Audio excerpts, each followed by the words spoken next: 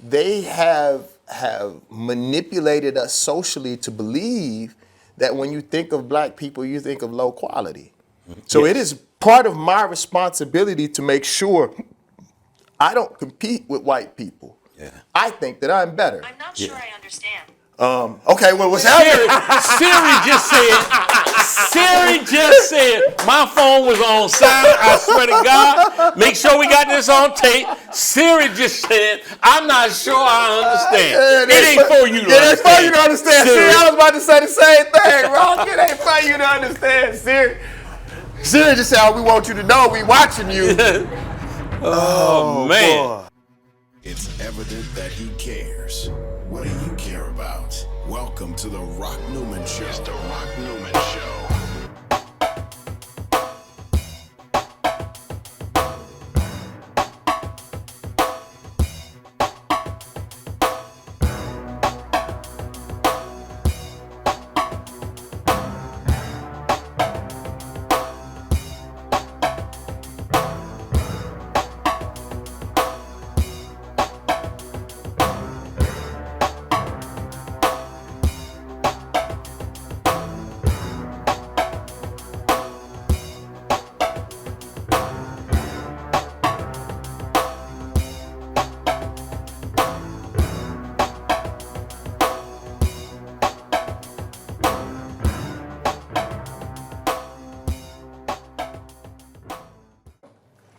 Greetings, beloved. I am Rock Newman, and this is another version of the Rock Newman Show 2.0. Several years ago, we were just trying to figure it out. I did an interview with our guest today, and I was explaining to him that I wasn't that aware of him. My producer, Avis, my producer and the backbone of this show, Avis, had told me about him. So we booked him. I had planned to do plenty of research, but whatever happened, I wasn't able to do the research. But we ended up at the table. He was the guest and I was the host that day. And from that day to today, Yes. that is one of the favorite interviews that I have done. Millions of views. Millions of views. He tells me that he liked that interview also. We're back together once again. David Banner, Man. thank you, brother, for coming to see us at the Rock Newman Show 2.0. Thank you for having me. It's Thank you love. for having me. If you don't mind me saying, brother, it's my favorite interview that I've ever done. And The interview you did with me? yes, it's my favorite interview. It was in the beginning of me being able to pull my consciousness together. You know, I've always been an avid reader. I've always had I've had knowledge of self since around the 11th grade, 12th grade. I just couldn't pull it together. You know, coming from an impoverished area and going through the stuff that I was going through in Mississippi at the time as a young black man. But I was telling you before we started, like, man, at that time I was meditating and literally trembling.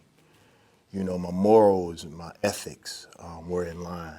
And I think, you know, mentally, physically, spiritually, I had tapped into something. And I was uncomfortable, really uncomfortable with myself at that time. And to be able to put it all together at one time and sort of encapsulate it, if nothing else, before my future children, you know, to say that's where I was at the time. And your questions, you know, I guess maybe it was spiritual. Maybe it was beyond you and I. Yeah. You know, because I thought you had done, you know, probably the most research anybody had ever done on me. Because a lot of times when I do interviews, I'm not pushed. It's the same questions, and I usually have to take those questions and take them somewhere else. Like, I'll usually have in my mind where I want to go, and they can say, hey, David Banner, what color you have on? Well, see the color, and then I'll go where I need to go. But, bro, that interview means so much to me, and I think that it's going to be more powerful in the future than it was the day that we recorded it. Man. Yeah. That's an honor, brother. That is an honor to hear that. Thank you. Let's get started. I recently saw a video. Strangely enough, I was not researching when I saw this video of you. It popped up. I was doing TikTok. Right. And I saw this video of you pop up from recent times, shortly after the tornadoes that ripped through Mississippi. Right. And you, in a very heartfelt way, were saying to folks, my people, these people, need help. Right. What's happening, y'all? It's David Banner. Anybody who listens to hip hop benefits off hip hop, blogs about, talks about, listens to hip hop. I need your help. My state has been hit with some terrible, terrible weather. And in the area of Rolling Fork, Mississippi, if you get an opportunity to look up Rolling Fork, Mississippi and see what has happened. I watched something very similar happen during Katrina to Pass Christian, Mississippi. A lot of people died. They need help, they need support, but they also need the light to be shined all over the world. So I need y'all to take this video, share pictures, share commentary, help in any way that you possibly can, because people need you right now. And people have used hip hop historically, for a lot of crazy reasons. This is an opportunity for us to keep the light on people that really, really need your help. Not just Rolling Fork, surrounding areas. They all need your help, and we need to keep the light on Rolling Fork and other areas just like it. It's Rolling Fork, Mississippi, y'all. The hashtag is going to be Rolling Fork Strong, to make sure that we keep our people strong and we keep this movement strong. Blog about it, talk about it, share videos and pictures to make sure everybody around the world knows what's going on in Mississippi. I need y'all. I appreciate y'all. Thank you.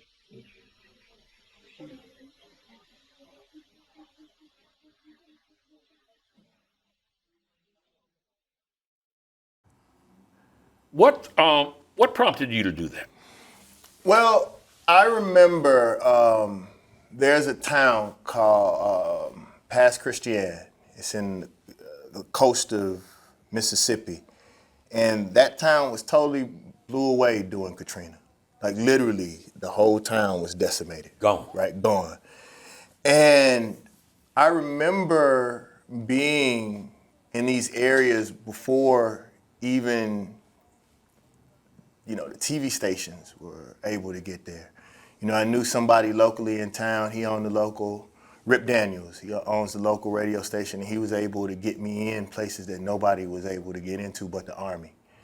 And I saw some things that I couldn't wipe from my memory, even if I tried. Couldn't unsee them. And I remember seeing Past Christian, and I remember watching the news and nobody talking about the coastal areas of Mississippi, Alabama, all of these places that really got physically hit by Katrina. So when I saw what happened in Rolling Fork, I was like, I already know what's gonna happen.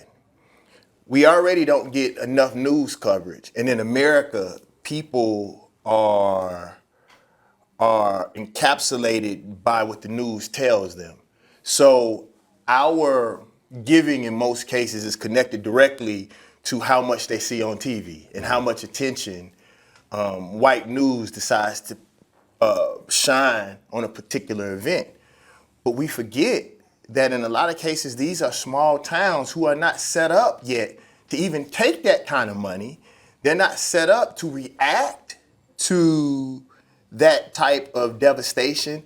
And then by the time that they are, most people didn't care in the first place and didn't want to give them that type of attention. So by the time they set up, the news is past them, 2 months ago. Gone somewhere. So what I decided to do is to make sure that I was able to to shine the light on, just take what I've been able to accrue and just shine the light on, those, not just Rolling Fork, but those towns that were around, and there were some places in Alabama that was hit really hard. Just give some light to these towns who were unnamed and didn't get an opportunity to be spoken about, and just try to keep it going.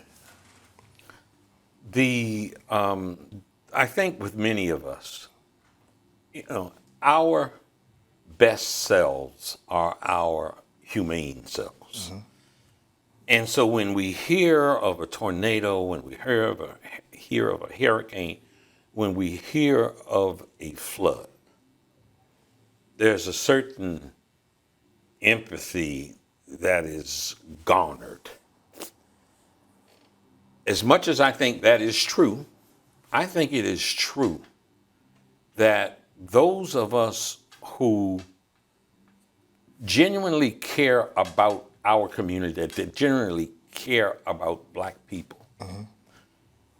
that caring increased, that empathy increased when we learned that these were, and let me just see if I got this right. Mm-hmm. Was that community majority African American? Yes. Okay. And I think our natural reaction, deservedly so, is they're not going to be treated in the same manner if it was a white community. Right. Right.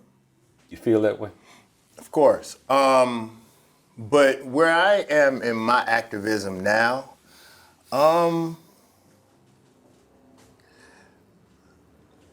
I said that I was going to get a trademark on this word, and we're working on it now. Dre, work on it now. That I don't call it white supremacy, because words have power. I call it white insecurity. I'm not really worried about white people anymore. I mean, I think our focus, because this is what I believe, Rock. I believe that as bad as what happened is, I believe that God sometimes gives us pain to push us in the right direction. We have an opportunity to take a clean slate and rebuild like we want to rebuild. We don't have to rebuild what was. We can rebuild into the future. We can get a group of Black developers and come in and build us a new town and allow the people who live there to be the foundation. We can bring in new skills. There's something that's called the Beam Path, where they're literally building a tech hub in Jackson, Mississippi right now. And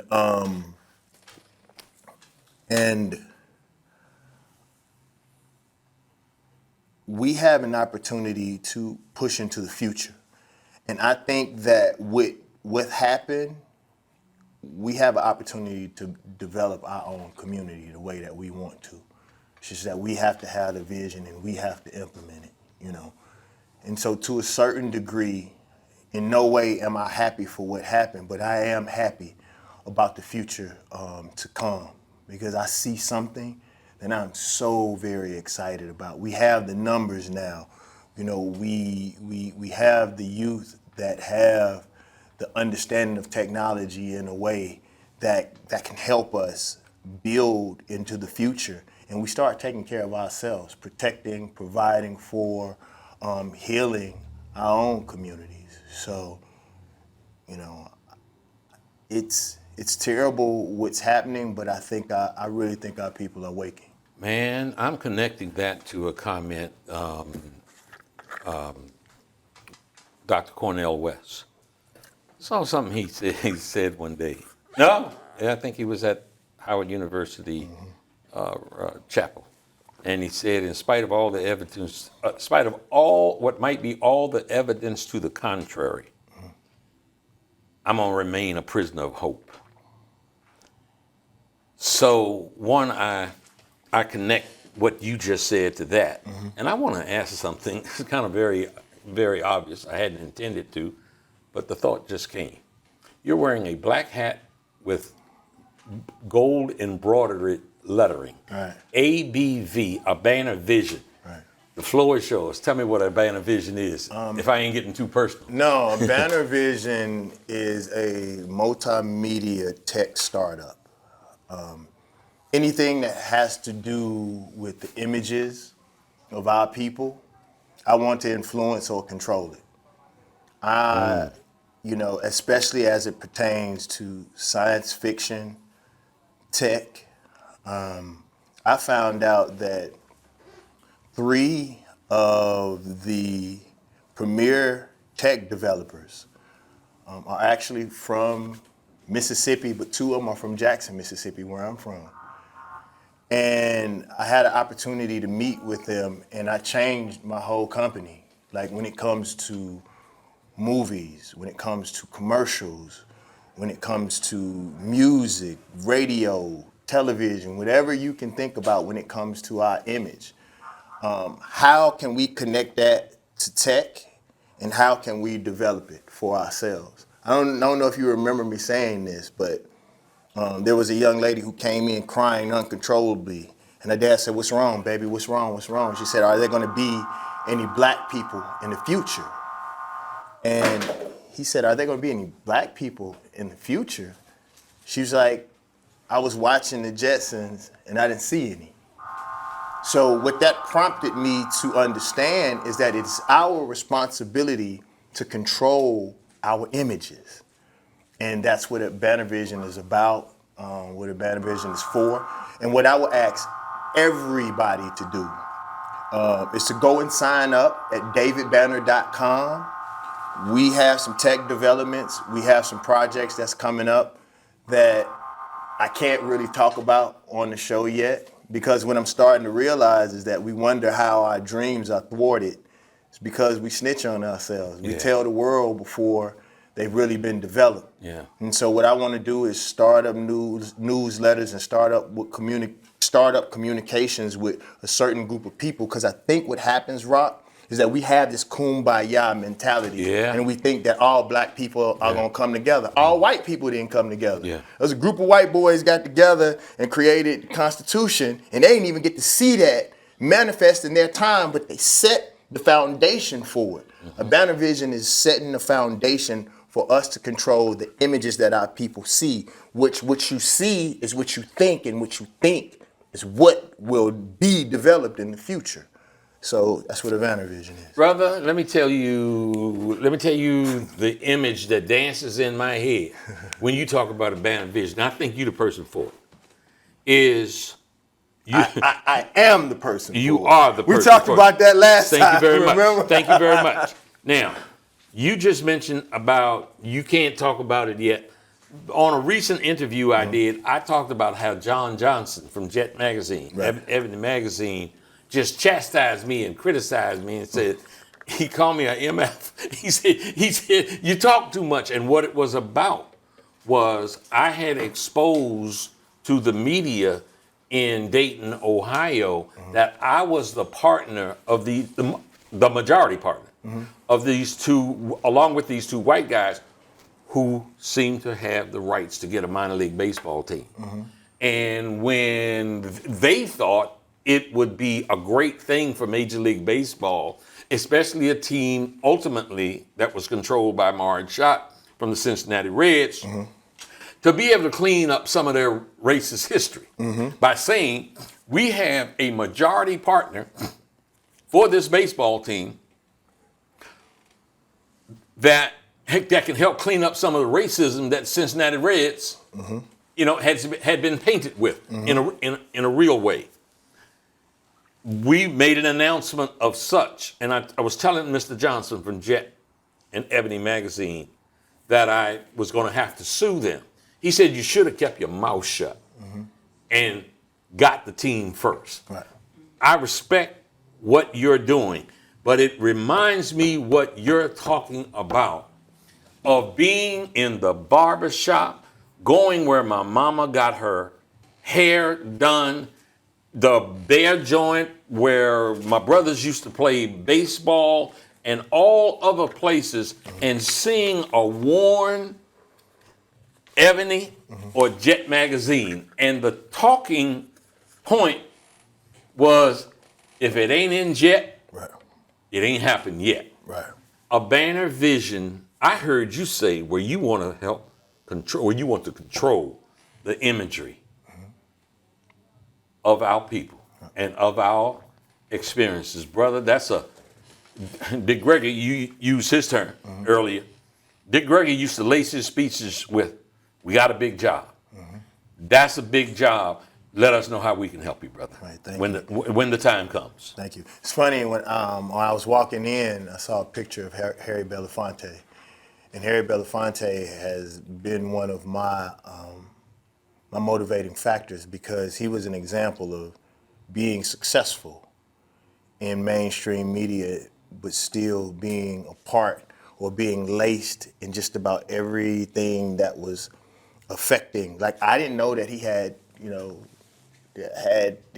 had a lot to do with Beat Street. Anything from We Are the World to Farm Aid, he had something to do with it. Yeah.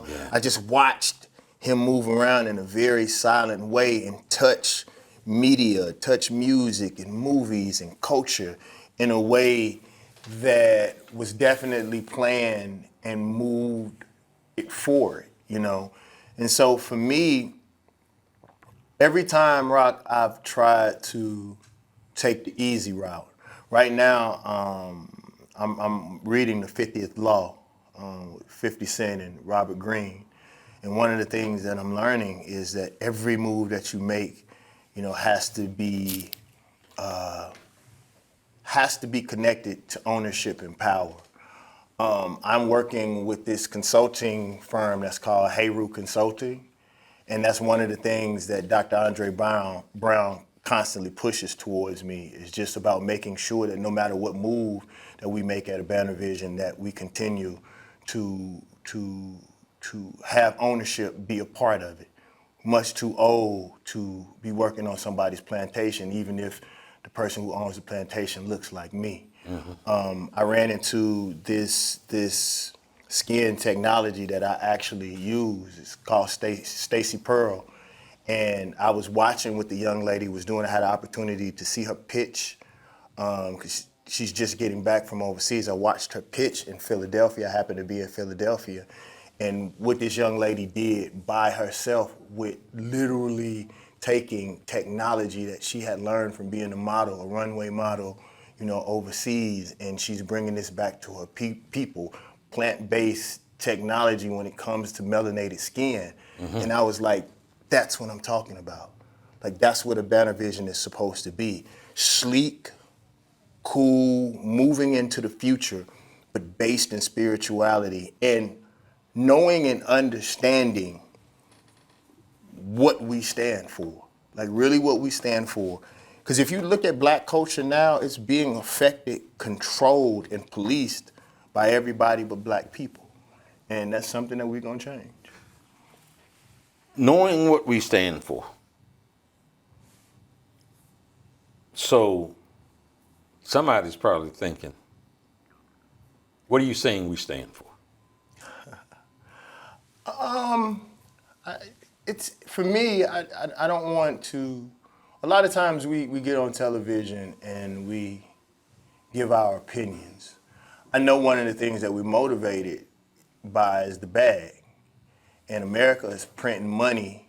The paper that it's printed on is probably worth more than the value of it. So if the people who have historically oppressed you, if they're the ones that's printing the money and everything that you do is motivated by the bag or by money, then you're controlled. You're a prostitute. So we can never be free if money is our main motivator. And I'm not saying don't get money. Yeah. We plan on moving like 1,000 times over this year. So it's not about the money, because I believe if the plan is set, and what they say that people perish because of lack of vision, if the vision is there, the people are going to follow, and along with their bodies is their pockets. Yeah. You know what I'm saying? Yeah. So that's just a small part of it, but but Purpose. the money is going to come. Purpose, passion, and an opportunity to project where we want to go is what's important to us. When we last talked, it was the God Box 1 was an important piece of our discussion. So I want to ask you something. Yeah. What did the whole God Box experience teach you?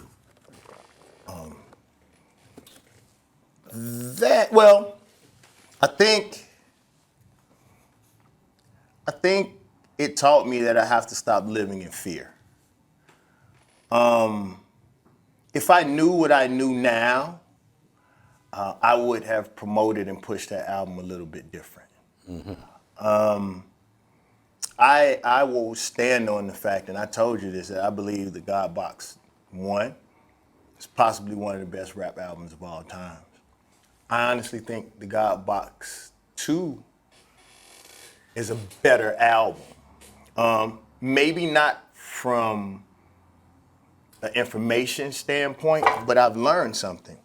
Rock, you can have the dopest album in the world, and if it doesn't connect with the people, if the people are not getting it, if you're going over their head, or whatever the reason may end up being, it doesn't matter. Malcolm said, by any means necessary. Doesn't necessary. I don't believe that necessarily means war. It means that you do what you have to do as long as it doesn't compromise your man or womanhood, your spirituality, your purpose, and what you stand on and stand for. Then we have to do what it takes in order to lead, guide, and put our people in the positions that they need to be in. So I believe the God Box 2 is the album that is going to lead the people to the God Box 1 and the God Box 3. The God Box 1 to me was the God album. It was the past. It was that knowledge that we were connected to, was being connected to the source, whatever you believe the source is. Through that middle passage and through the things that we went through, I think that we were disconnected from the source, from our culture, from our ethics and our ways, right? And the God Box 2 is where we are right now.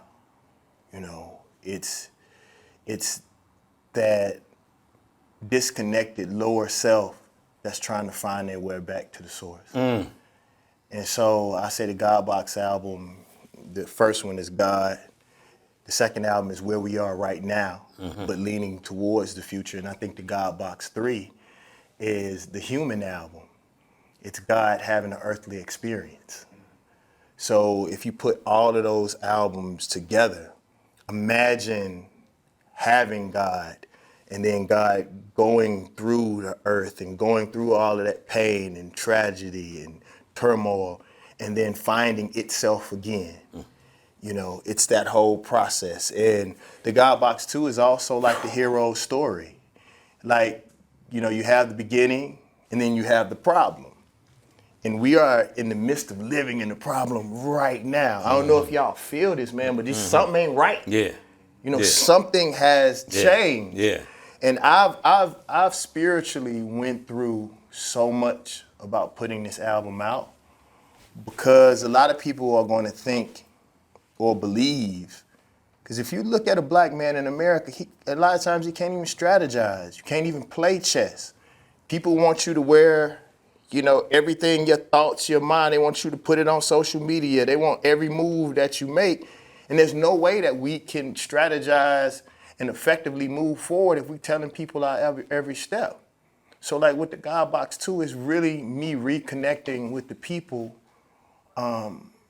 speaking about my past and where I believe that we are today. You know, but I didn't calculate the effect that was going to have on my spirit. And what effect has it had? It's been rough. You know, it's been rough mentally because I was in that spiritual space. So, you know, Baba Gregory, Dick Gregory always talked about once you put the glasses on, you can't take them off. So it was liberating. That's a big job. Right. It was liberating because not only do I don't want people to put me in the nigger box, I also don't want people to put me in the woke box. Like, I'm a child of God. God is everything. That's what I think people get it wrong. People try to say that God is good. God is everything. Anything that you can fathom, anything that is created on this earth, and certain people, certain groups of people try to take God for themselves and put God in a box. You know, so for me, I'm saying that I saw something that said God don't care if you got a degree. You know, we are all God's children, good, bad, or indifferent. And I think the God box is going to show that. The God box 2 is going to show that. Man, you know something?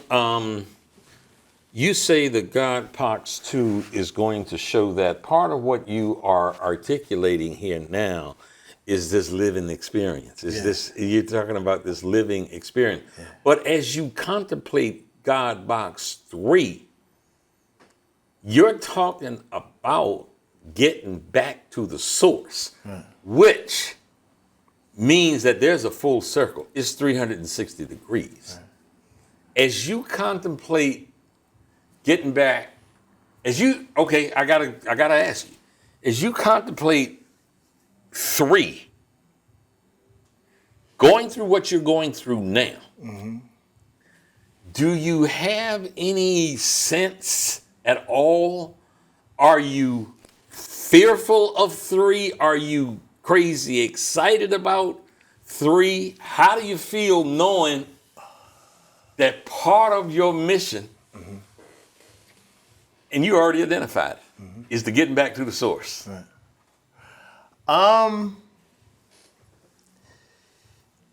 It's a responsibility, Rock. I didn't plan on it being this heavy. Yeah. I didn't. Once you put the glasses on, you can't take them off. Yeah, you can't unsee it. Yeah, it's a heavy weight. And what I'll say to you, and most people I think would sit up here and act like they know, from what I've gone through with the God Box 2, I don't have, like right now, the God Box 3, I think is going to be something that nobody is going to be really prepared for. They're going to love the God Box 2. They're going to love the God Box 2, but the God Box 3 is going to be something I think that's going to be so far past music. I'm not even really sure if the God Box 3 is going to be music. You know, it may be an experience. You know, it may be something that's way past your ears. You know, I want to find a way to connect to our community and touch all senses. You know, even, you know, if you remember the first God Box, the actual God Box, I sprayed my cologne in every box because I wanted people to even, I wanted the smell to be aroused. I remember a girl walking up to me and she just started sniffing on me. It's like, I wanted to see if you really smell that way. And for me, visually, you know, from the touch, if you look at the fabrics that we use, the touch of the actual box, the way that it looks, that means something to me. Because whether people will admit it or not, they have manipulated us socially to believe that when you think of black people, you think of low quality. So it is part of my responsibility to make sure I don't compete with white people. I think that I'm better. I'm not sure I understand. Okay, well, what's happening? Siri just said, my phone was on silent, I swear to God. Make sure we got this on tape. Siri just said, I'm not sure I understand. It ain't for you to understand. It ain't for you to understand, Siri. I was about to say the same thing, Rock. It ain't for you to understand, Siri. Siri just said, we want you to know we watching you. Oh, man. Boy. Okay.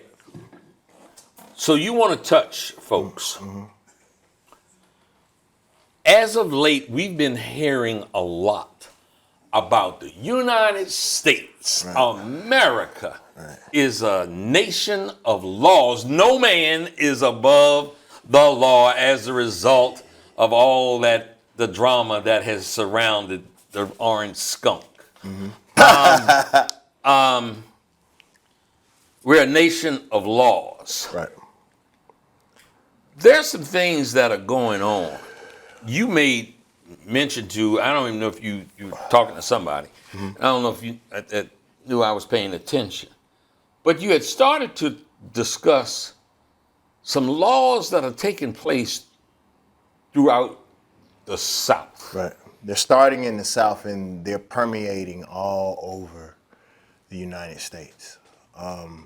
There's a group of white politicians that got together. Some of them are part of the Tea Party, but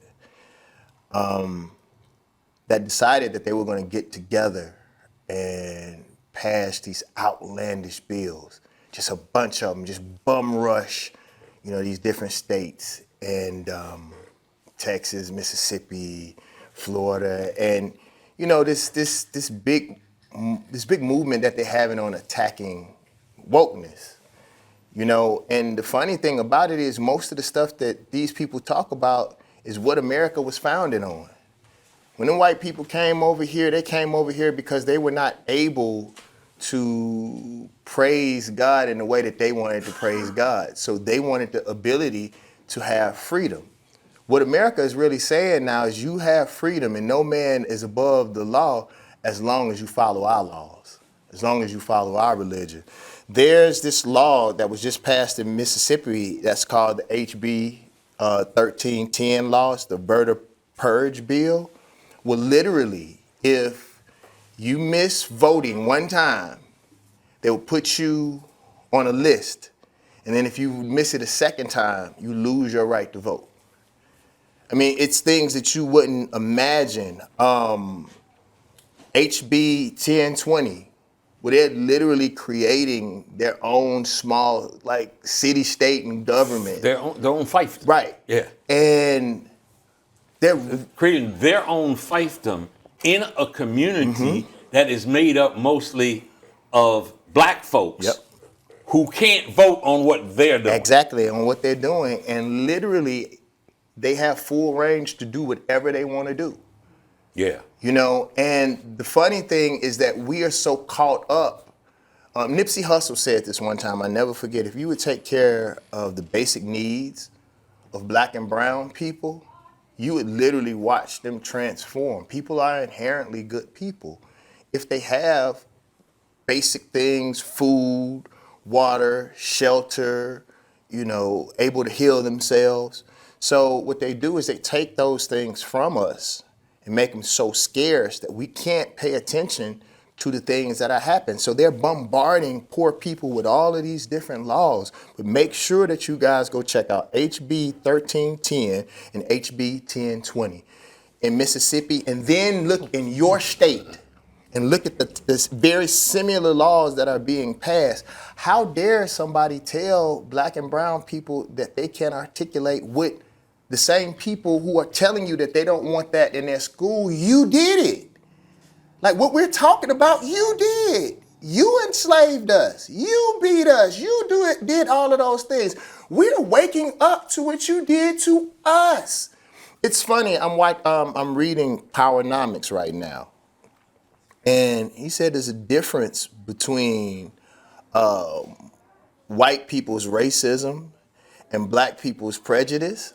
He said the difference between white people's racism and black people's prejudice is the reason why black people are prejudiced towards white people is because shit really happened to us. Yeah.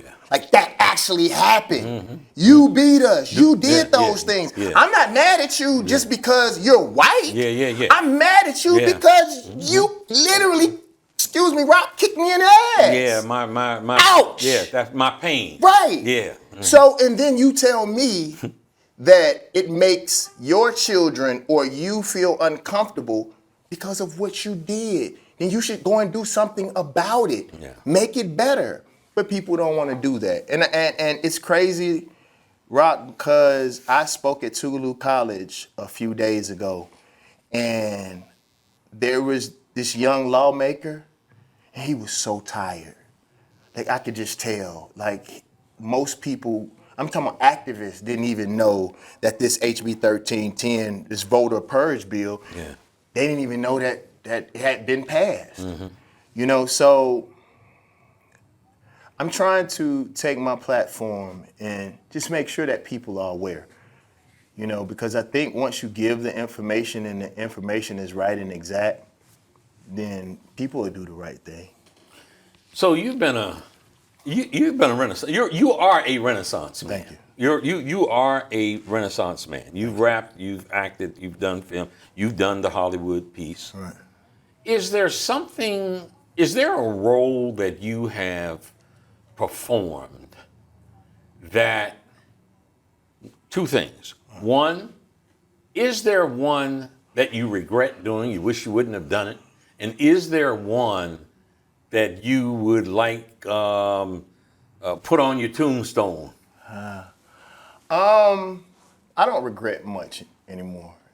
You know, the mistakes that we made, the mistakes are what make us into the people that we are. Like when we do the right thing, or we're blessed with certain things, you don't know who was praying for you. You don't know whether they thought you were sexy. You don't know if you don't know any of the reasons why, the esoteric things that happen that help that blessing come into fruition. So you can't duplicate that. But if you continue to make mistakes and document those mistakes, then you know what direction not to go into again, if you're a smart man or woman. So for me, I use my mistakes as the building block to create a map for not only me to travel, but for other people to travel. You know, think about when people go to, you know, lands that have never been touched before.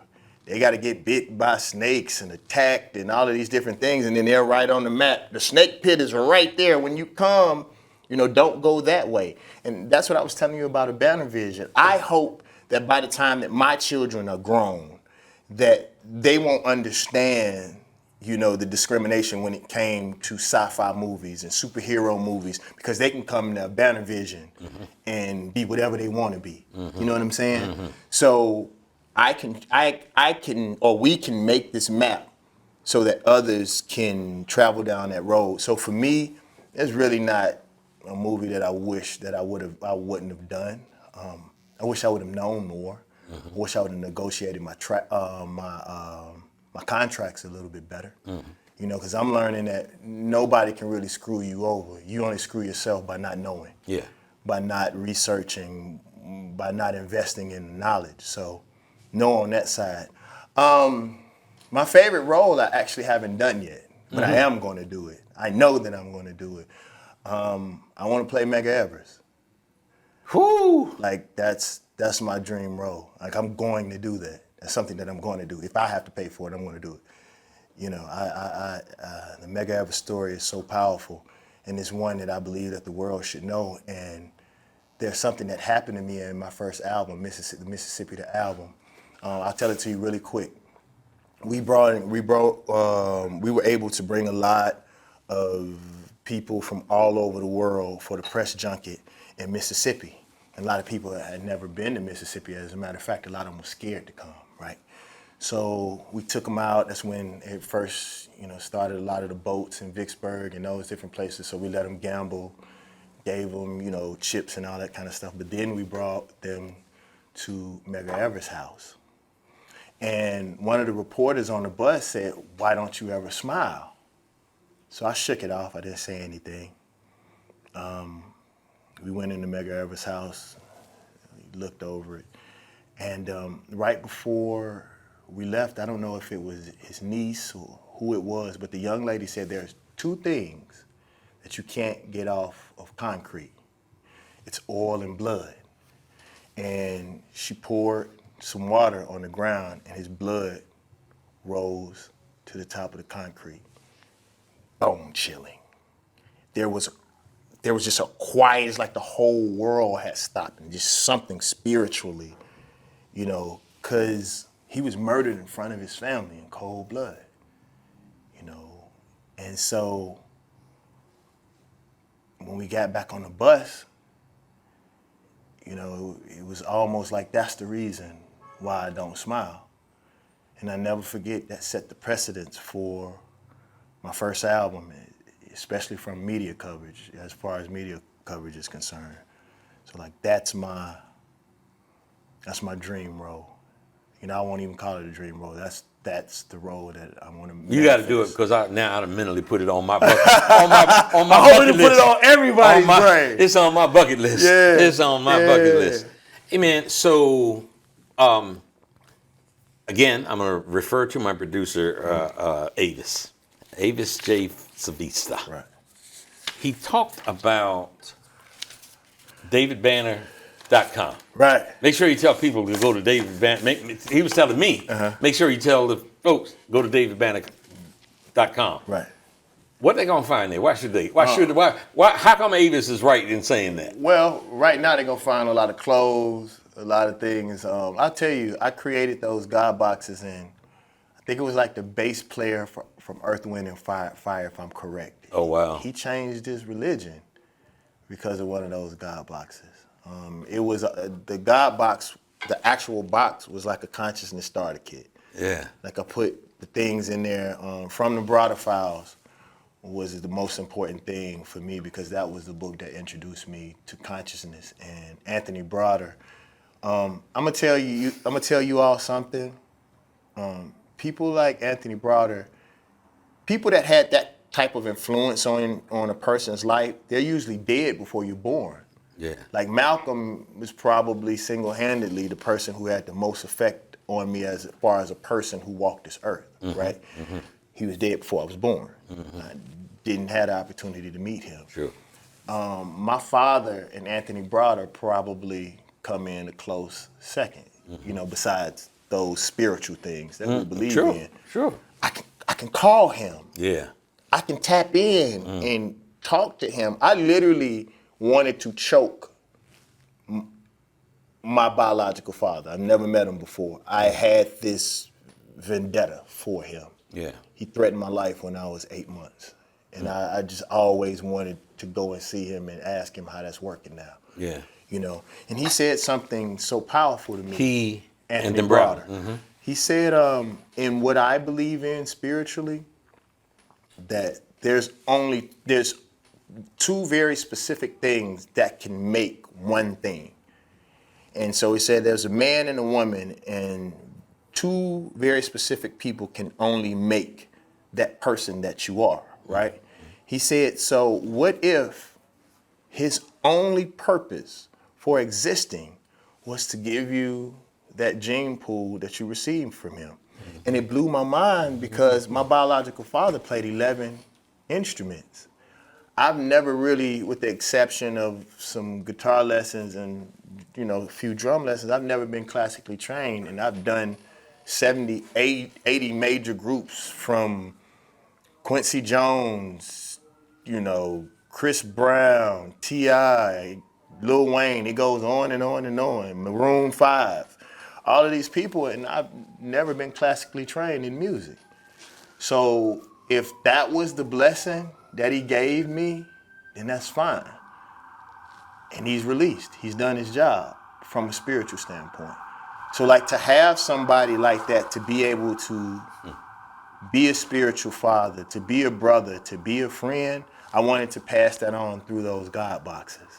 So that's part of what you get on DavidBanner.com. It's funny, the minister does that to me. The minister will talk to you and will go way over there. Yeah. And bring it all Yes, it the will. way back around and bust your head. Yes, so it will. That's what you'll get on DavidBanner.com, and you also get an opportunity to sign up for the list where we can get back in contact with you. You know, sitting in Sirte, Libya, with the minister, me, Right. sitting with the minister, and he was talking about how our infinitesimal intellect is compared to God. Yeah. So we can't and don't comprehend. And he was talking about something real. He was talking about the criticism that came. He was giving an example. of our understanding versus the universal force. Mm-hmm. And he talked about how a man had an illegitimate child. Mm-hmm. He talked about his mother, mm-hmm. who, in her best ability, decided to make a decision to abort him. That's what she thought was best for herself, for her family, and everyone involved. Her 3 attempts at aborting him did not work. Wow. This is the man that God gave something to bring more than 1 million people to the nation's capital on October the 16th, 1995. I was one of those people. And to have so much impact on doing what his teacher, Elijah Muhammad, had done, cleaning up women from the street, mm-hmm. straightening up winos and junkies, car thieves, wife abusers, and all of the rest. Mm-hmm. And so the question, he was talking about her, and he was talking about one of Elijah Muhammad's children, mm-hmm. quote unquote, illegitimate mm-hmm. children, who was having such a positive impact on hundreds and thousands of people today. Mm-hmm. So if ever there was an explanation about we are not worthy to judge, mm-hmm. I just had to say that, man, because you just talked about the minister going around and bringing it back and busting you in the head. There's a MC out of Jackson, Mississippi. His name is Colt Boomaye. And he told me something. He listened to the God Box, and he said, Banner, you cannot worry about some of the potential criticism that you may get over this album. He said, because if people don't allow you to go back, he said, then you miss the opportunities to connect with the new generation and those that you missed the first time that you came through. So if it's funny how we will talk about other people and say how great they are. We'll talk about Harriet Tubman, or we'll talk about Jesus, and when somebody does a quarter of what they do, we'll throw them on the cross. You know, if they go in churches and start flipping over tables, what's wrong? You know? And when you have people that go back and actually connect with the community the way that they're supposed to, like, we allow them to be crucified. And in some ways, we crucify them with violence. You know what I'm saying? And for me, one of the things that I say that I'm grateful for, and I want to thank all of my followers, all of my supporters, all of the haters, everybody, is that I'm one of the few people that our people allowed to grow up. I grew up in front of the cameras. I became conscious in front of the cameras. I evolved. I made mistakes right here in the streets of D.C. I went to jail, you know, because of my anger. And although I wasn't wrong about what I did, losing my poise, allowing people to take me off of my center, those cops could have done something. They would have been justified by their laws. 'Cause you know, in D.C., it's a crazy thing that if you pull away from an officer, that's considered assault. Here. I didn't know that. So imagine what they're doing to black kids who don't know about those types of laws. You know, the type of time, I have some money. So I was able to, you know, get through that process. I won't say easy, but I was able to really get through that process because I have some bread. But I couldn't imagine what they're doing to young men and women here. Just, you know, it's natural for somebody to grab you, for you to pull away. Get your hand off me. You know, so these are what we were talking about. These are the kind of laws that these people are passing to keep our folks inside a system that was built upon slavery. And incarceration is their legalized slavery, you know, so. Man, what you just did is you gave heartfelt gratitude for people that care about you to allow you to grow up, as you said, on camera. Yeah. Gratitude, as I have learned, that gratitude is what opens the door to abundance. Mm-hmm. And I don't know if there's a better way to end this show than your being and expressing that heartfelt gratitude. And brother, I'm grateful for you once again. Thank you. Thank you so much, David Banner, for coming here once again. Thank y'all, man. All right. I appreciate it. Folks, tell your friends to watch this, share it. What am I doing, Avis? I don't do this well. Share this program, subscribe, and like it. Yeah. We like and love you. See you the next time. Peace.